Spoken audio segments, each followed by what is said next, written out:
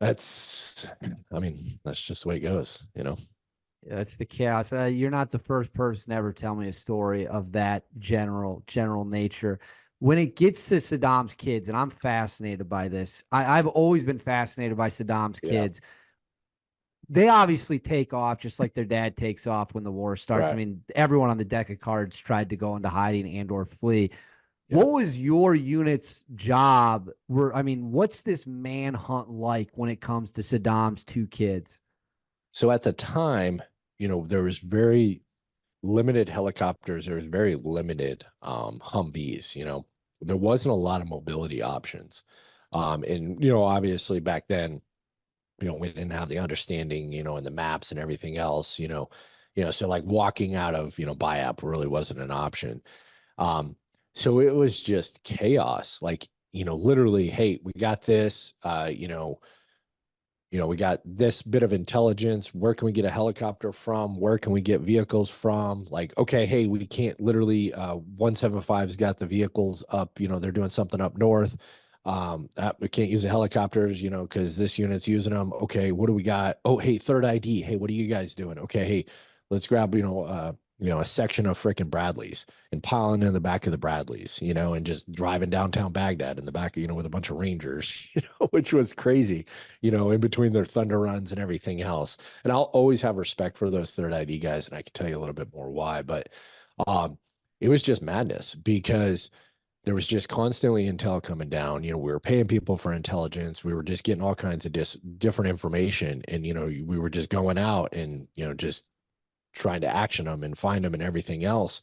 And there was plenty of times where the intelligence was good, but a lot of time we just felt like we were chasing ghosts. There was times where, we would run into, resistance and stuff like that. It just kind of honestly depended.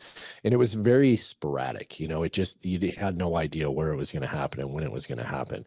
And then also like you would literally, and this is things that a lot of people, if they weren't there during like that initial month, they would never know this. Um, that Iraq invasion, like sometimes we'd just go because we were also searching for chemical weapons too. So sometimes we would just go out and we'd have to, be in mop level 5, freaking with everything, would roll onto some random lab or, you know, presumed lab or something like that. We're searching for chemical weapons, and basically we're just escorting scientists that are going in and testing everything while we stay outside. And the Iraqi people were unbelievable. I mean, literally like setting up picnics for us, like, just, extending their, gratitude for, basically liberating their country, people giving us cars, people, offering their daughters hands in marriage, like all this different kind of stuff, or, they would see us and we'd have a block lockdown or something like that. They'd be like, oh, the Americans are here. We can throw a party. And they literally start like a block party, playing music and, bringing out drinks and food and stuff like that. And you'd be like, dude, it's a war zone. They're like, this is nothing. You should try to live under Saddam Hussein. And we're like, fair point. Okay, I guess I wouldn't understand that. Like we can go outside, we can say whatever, they would come outside. I mean, literally, they'd be like, I can say whatever I want. I don't have to worry about it. Fuck Saddam Hussein. You're like, whoa, like, I mean, I'm literally, but it was only that month, there was about a month, period where it was like that. And then as we got to kind of know the area better and everything else, just like, you would do if you were a tourist, we found like good places to eat. So we would like roll back from missions and we'd stop like downtown, like by the food courts and stuff like that, and grab some chow, and freaking bring it back with us and everything else. Because like there was point, there was parts as we started to expand, out of BIAP that became safer and safer because, one, just the flood of Americans coming in and doing stuff, pushed everybody else out, any kind of resistance out. But two, we just, kind of started to understand the place better. How close do you know how close you got to Uday and Qusay? Did you ever find out if you got close at all? Yeah, so there was one mission, and unfortunately, this is just kind of one of those weird ones that I mean, it probably wouldn't matter, but I won't talk about it too much. Fair, But that's there was, fine. That's fine. yeah, yeah, there was one mission that was very weird. It was definitely different than anything we'd ever done. It was literally just my squad. And like we were told to like we were on a mission. We were told to get on a Black Hawk. We flew on a Black Hawk. We landed in the middle of the desert. A freaking little Cessna with a bunch of weirdos and weird equipment landed, picked us up, flew us somewhere. then another helicopter. Like it was this whole weird thing. And then eventually, not in Iraq, another country, we landed, and we're given some instructions and everything else, about what to do, to basically, reduce the threat there, and then basically set up ambush lines. And that's what we did. And from what I'm told, and then like afterwards, what we were told is that Uday and Qusay were in a vehicle convoy, basically, that were coming through there to try to cross the border. And they got stopped because of all of the aircraft and everything else that was flying around trying to get ahead of them. And they stopped somewhere in between there and got on different vehicles and buggied out. But like literally, we were right in front of them, and we were going to ambush them when they come across the border control checkpoint, And then into the other country. yeah, and I know the country you're referring to, but you don't want to Yeah. mention it, so I won't mention it either. Well, it honestly, it was just there's a couple different other elements that I kind of avoided from that, like whole story and stuff like that. But that's just I'm pretty comfortable talking about most things, but that one's just one of those ones, you know? Yeah, fair enough. Totally fair. And then obviously, they ended up getting caught.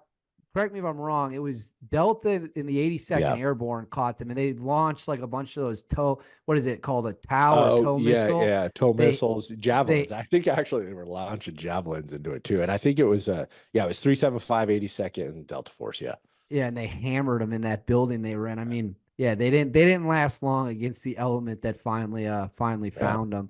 Now Jessica Lynch, and I cannot wait. When you sent the email saying that you were involved with Jessica Lynch, and here's the reason why. I remember, I'm 31 years old. I'll be 32 here soon enough. So I wasn't that old when the Iraq war kicked off, but I was old enough to, I watched the news with my parents at night. Like I was very aware of what was going on. And I just remember the Jessica Lynch thing was on the news all the time. And it was this young, blonde female soldier. She's been taken POW, and, you hear all these horror stories, and then the rescues on the news. And it was it was a nightly event. And then, as I'm sure then the initial reports that I remember were that there was this massive gunfight, and they faced intense resistance, and they pulled off this insane hostage rescue mission. The Bush administration essentially promotes that narrative. And then you start seeing people come out and say, that's not at all what happened. Andy Stumpf, who was on SEAL Team 6 there, said that was not his recollection of how things went down. So once and for all, what was the Jessica Lynch rescue mission actually like? So,